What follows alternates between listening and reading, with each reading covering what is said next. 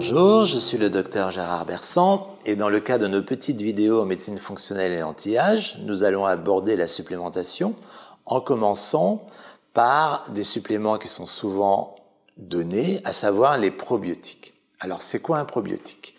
Avant de comprendre les probiotiques, il faut comprendre un peu comment fonctionne notre système intestinal.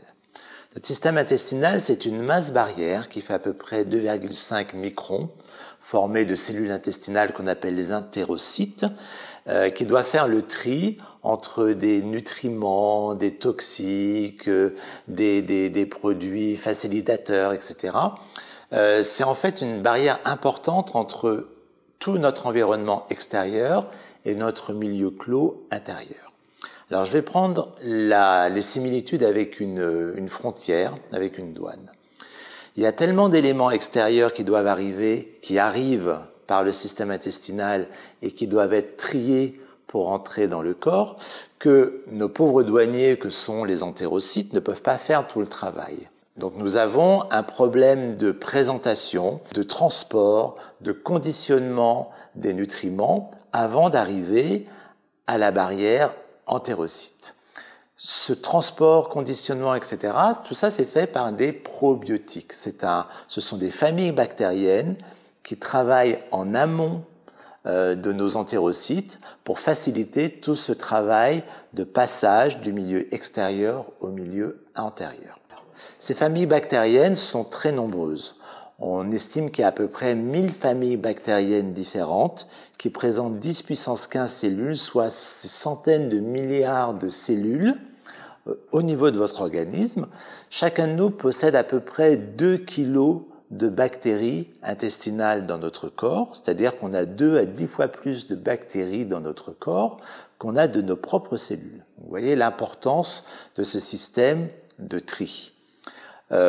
Système de tri, ces bactéries, elles arrivent de l'extérieur, elles viennent dès l'accouchement. L'accouchement par voie transvaginale fait déjà ingérer, du méconium fait déjà ingérer des premières bactéries.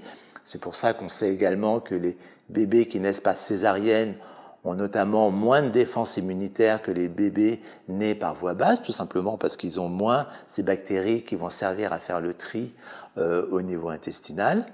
Ces bactéries viennent de l'extérieur et elles ont une vie propre, c'est-à-dire qu'elles doivent être un peu facilitées, nourries, elles meurent, elles se renouvellent. Ces différentes familles sont elles-mêmes alimentées par ce qu'on appelle des probiotiques, c'est-à-dire pro pour biote, c'est la vie, c'est des nutriments qui servent un petit peu à faciliter cette vie bactérienne. Alors on distingue dans les probiotiques, on a les lactobacillus, les bifidobactéries, les streptococcus, les lactococcus. À l'intérieur de chaque famille, on va distinguer des sous-groupes. Par exemple, dans les lactobacillus, on va distinguer les acidophilus. Donc, lactobacillus, acidophilus. Et parmi ces sous-groupes, on va encore distinguer des souches.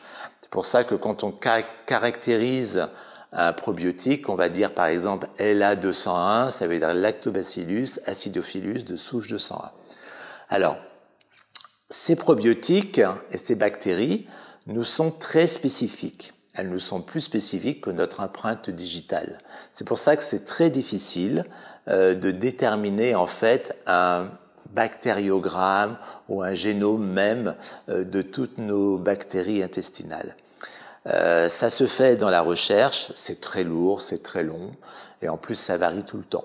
Donc, je pense que pour déterminer un bon traitement par probiotique, je pense qu'on n'a pas d'autre choix que de faire un travail empirique, c'est-à-dire qu'on va vous donner des probiotiques, on va voir si ça améliore les symptômes, ou si ça n'améliore pas, ou si ça même, dans certains cas, ça peut même un peu aggraver légèrement les choses. Alors, les probiotiques, on a montré que ça diminuait l'inflammation au niveau intestinal.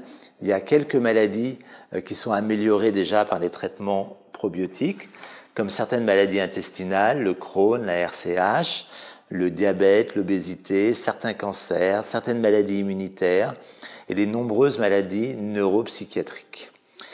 Alors, savoir que ce microbiote nous est particulier, même si on a des grandes familles comme les Bacteroides ou les Firmicutes qui sont dans des rapports un peu constants. Voilà, tout ça.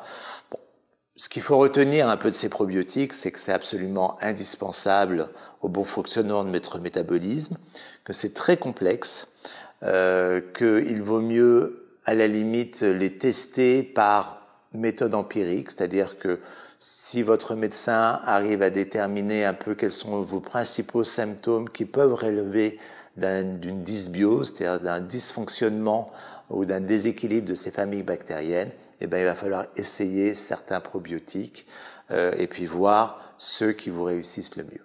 Dans la prochaine vidéo, nous aborderons les probiotiques dans un sujet plus large, c'est-à-dire les probiotiques, les prébiotiques, les symbiotiques, pour savoir comment aller un peu plus loin dans l'équilibre de notre flore intestinale. Si cette vidéo vous a plu, n'hésitez pas à mettre un pouce et à vous abonner à ma chaîne YouTube. À bientôt.